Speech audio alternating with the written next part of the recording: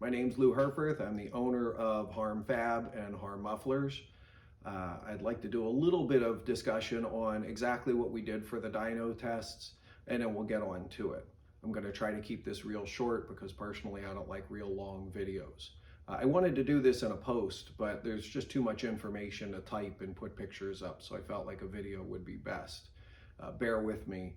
I don't do videos like this. So the first thing I do want to say before we get rolling into the dyno information is we don't do anything bolt-on. I'm trying to save myself a lot of messages and things like that asking if I have a fill-in-the-blank mid-pipe kit for a whatever model car. I don't do anything bolt-on. This is race car stuff. You have to expect a little bit of installation and fabrication work to put this on. There's no bolt on anything. There's no off-road, ready to go, install it on your car. If you look through Summit, Jags, Speedway, whoever your favorite wholesaler is or distributor, you'll see universal kits. They usually look something like this. They give you a pile of these and a bunch of clamps, and you put it together, weld it together.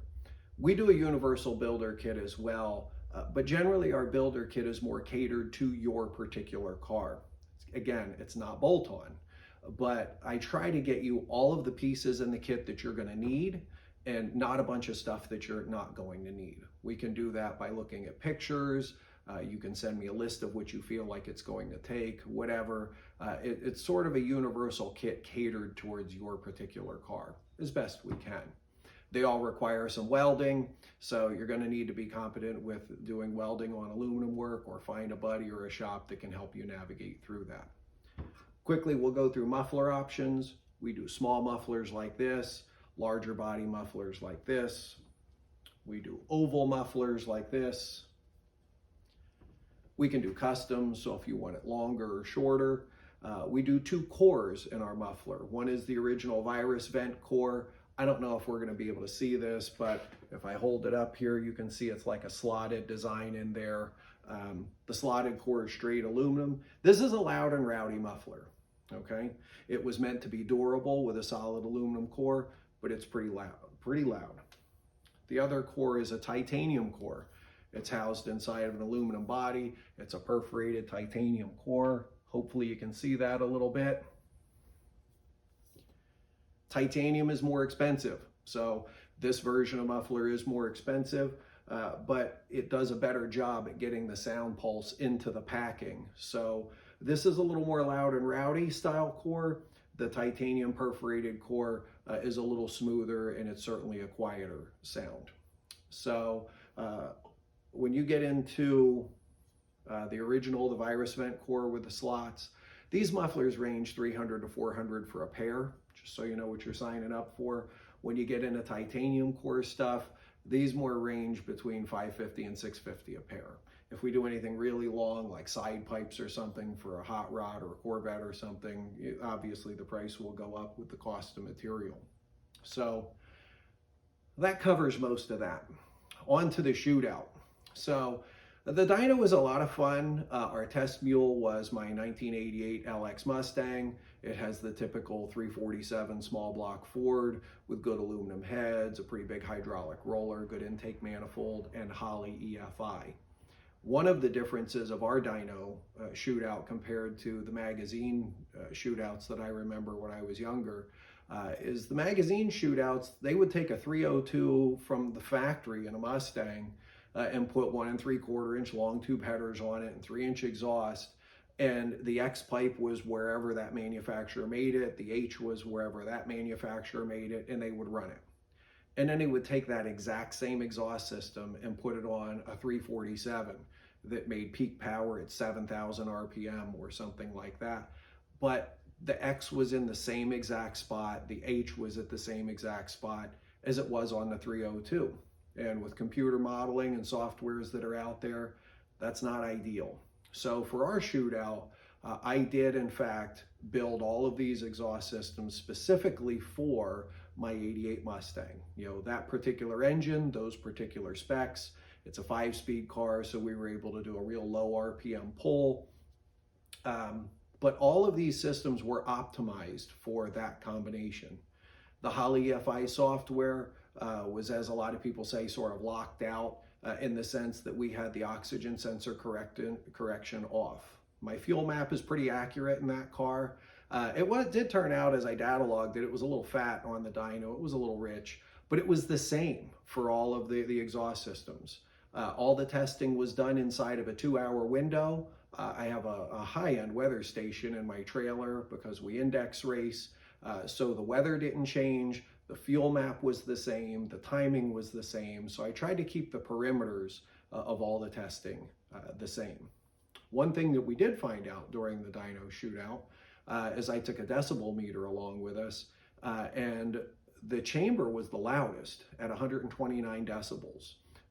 Point of note, we used the little tiny muffler for the dyno shootout. I didn't want the muffler to influence the test, and I also needed it small because we didn't want to have to keep taking this thing off the dyno and put it on a lift to change exhaust systems. Everything was V-banded, and it was configured in a way that we could get the V-bands off and get the exhaust system from out under the car and then put the next one on without needing to jack it up or anything. So we used the real little muffler. It was loud. So the chamber was the loudest at 129 decibels. The H came in behind it at 127 decibels, and the X pipe actually came through at 124.5 decibels. So this might influence your choice if you're looking to try to make things a little quieter.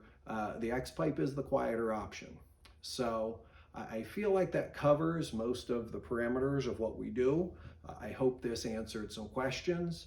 And we're going to get on to some videos with the different configurations and then a video explaining the results. So stay tuned.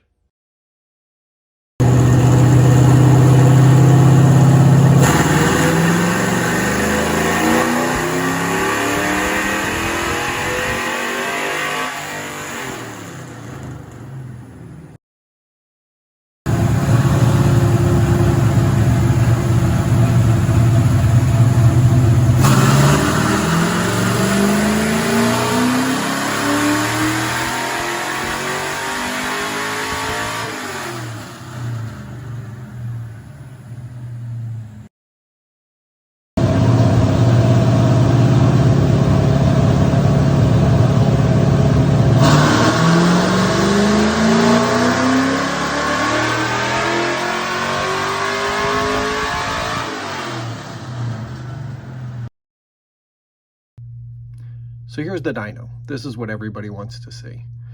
My favorite takeaway from this test is that there's really no bad choice. Most people, I feel like, are going to make their choice based on what they like the sound quality of, more so than power.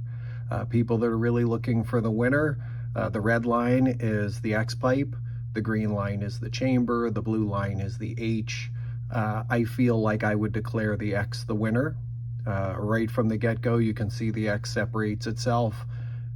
It's hard to see, but in here it's ahead a little bit. Through here they really overlay, then here it's ahead a little bit, then they kind of overlay. At the very peak, it looks like the chamber, the green line, kind of extends itself a little bit more and makes a little bit more after the peak. But for the entire test, right to the peak, the X is ahead of everything else. So if I was to declare a winner, I would say it would be the X. When you look at peak power numbers, the chamber did make a little bit higher peak than the other two. So there you have it. 6 horsepower across the entire range. I do feel like most people are going to choose a system based on the sound quality they like. I'd like to take a little bit of time to talk about my history and a little bit about us personally regarding the aluminum exhaust. I've been running aluminum exhaust for 10 years. It was born out of necessity because I was running an index class and I needed to lose weight. I had just built the engine, and building another engine wasn't in the cards, and I needed to get about 100 pounds out of the car. And I found almost 50 pounds just in the exhaust system. So I had started with a steel, typical 3-inch X pipe, a brand name straight through muffler. It weighed 69 pounds. I went to a aluminum exhaust system, 3-inch X pipe, mufflers, and the complete exhaust system. V-bands, exhaust system ran all the way back to the rear, had dumps on it right in front of the rear, and the complete system weight was 12 pounds. And it was fast, and it held up. And I did it for a long time. I haven't had a steel exhaust system on a car in 10 years. So I have a customer right now who is over 1,000 wheel horsepower. He's a multiple time drag and drive event or class winner. He's over 20,000 miles on his car. It's been on there approaching 5 years now. So it's durable. This isn't something for your rock buggy. This is not something for your plow truck. Okay, if you want OEM reliability, then leave the OEM stuff on there. But for race cars, drag and drive level cars, competition vehicles, that's what our stuff is made for. And it holds up pretty darn good. So lastly, I'd like to talk a little bit about communicating with us. My wife and I run multiple businesses, and oddly enough, in both of my businesses, my cell phone doesn't work. So when I'm in the plant, my phone doesn't work, and I really need to focus on my morning job. In the afternoons, I do the fabrication work, and in the shop, my phone doesn't work. So I have to go outside to get on the phone. And really, the work doesn't get done if I'm standing outside talking on the phone.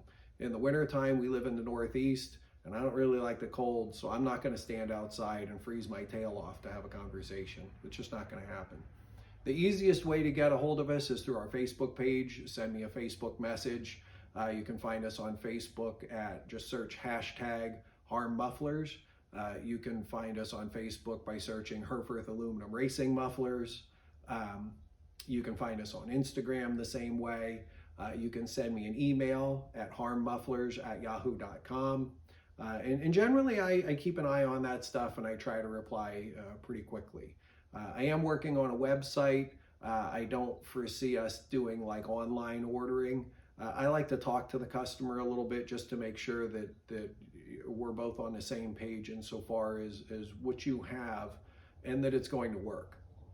I do have some people that I say, look, I don't think aluminum exhaust is for you. Or I say, look, the front half of your kit, I think you should do in stainless steel.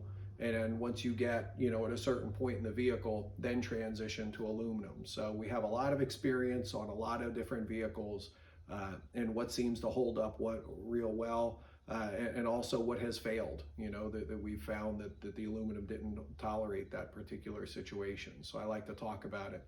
But I am working on a website that should answer a lot of questions, have a lot of pictures, a lot of sound clips. You can find a lot of sound clips here on our YouTube page. You can also find a lot of sound clips on our Facebook page and pictures. So if you have any questions, let us know. Again, this has been a lot of fun. Keep your eyes open. I think we're going to do some more. I'd like to thank John. He was great to work with at the Dyno facility. Super smart guy. And just a pleasure to work with. And I do feel like I'd like to do another test sometime strictly with X pipes. Some cars, just the chassis design, you have to do a real sharp bend into the X, and it's a real gentle bend out.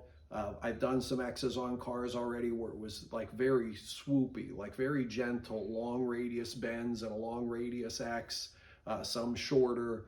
Now, I'd like to experiment with that a little bit more and see if any of those make more power or less, see if they're louder or quieter, just because I'm a junkie for information and data.